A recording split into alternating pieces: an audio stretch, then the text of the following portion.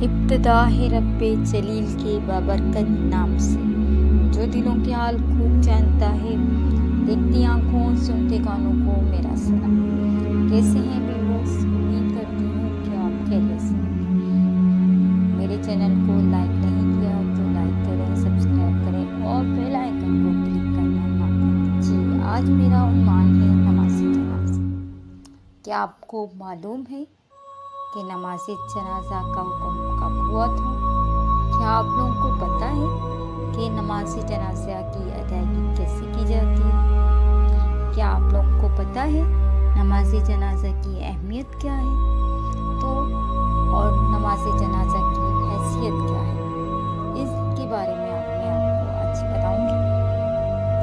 قدرت کی طرف سے یہ بات ہمیشہ کے لیے طے کر دی گئی تھی، جو بھی زندہ اجسام ہیں ان کو ایک نہ ایک دن ضرور موت آئے گی اور موت کا مزہ چکھیں گے۔ قرآن مجید میں ارشاد باری تعالیٰ ہے، کل نفس ذائقۃ الموت، یعنی کہ ہر نفس کو موت کا مزہ چکھنا ہے۔ یوں تو ہر مذہب میں موت کے بعد مرنے والے شخص کی آخری رسومات مختلف طریقوں سے ادا کی جاتی ہیں، لیکن اسلام میں وفات پا جانے والے شخص کو نہایت ہی باوقار طریقے سے دفنایا جاتا ہے، جو کہ ہمدردی اور انسانیت کا درس دیتا ہے۔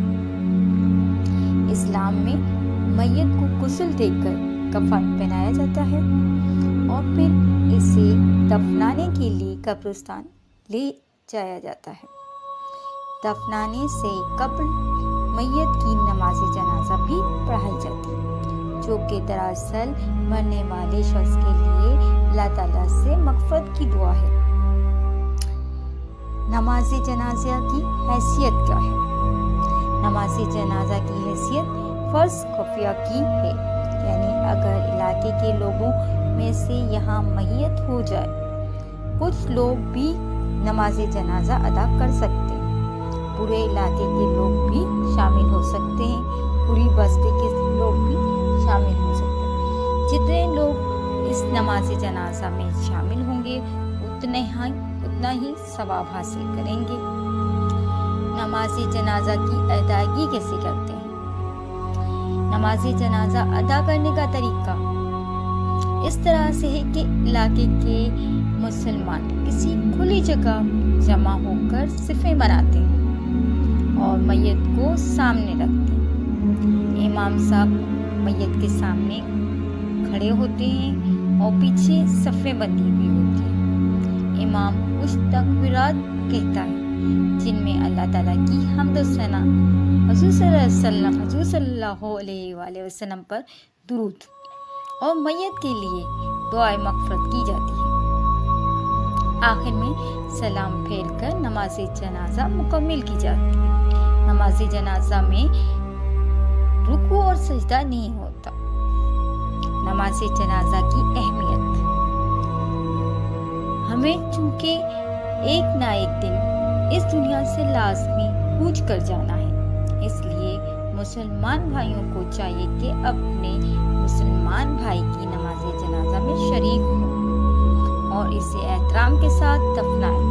ہمارے پیارے نبی صلی اللہ علیہ وآلہ وسلم خود بھی شریک ہو کر نماز جنازہ پڑھایا کرتے تھے اور تمام مسلمانوں کو بھی ہدایت فرمایا کرتے تھے۔ نماز جنازہ میں ضرور شریک ہونا چاہیے۔